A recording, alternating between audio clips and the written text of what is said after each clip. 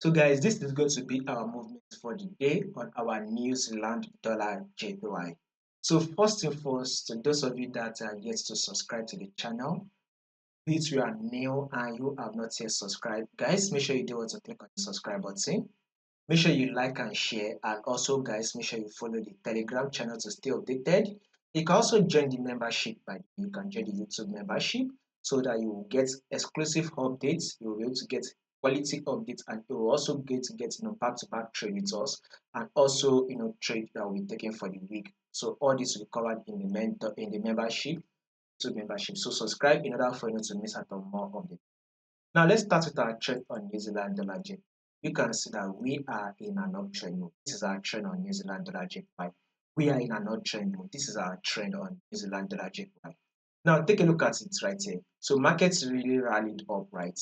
Then it's eventually then rallied up. It came here, it tapped our support level, it rejected and bounced up, right?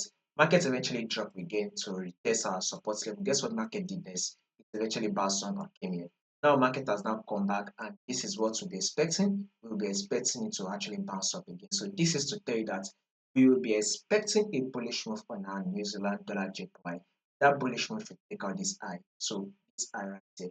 So a new high is what we should be expecting on New Zealand dollar JPY, a bullish move. Now, could there be any changes to this prediction that we just did? Yes, there could be any changes. But if there will be any changes, I'll make sure I let you guys know. So in order for you not to miss out on the updates, make sure you subscribe to the channel, make sure you like and share, and also make sure you follow the Telegram channel to stay updated.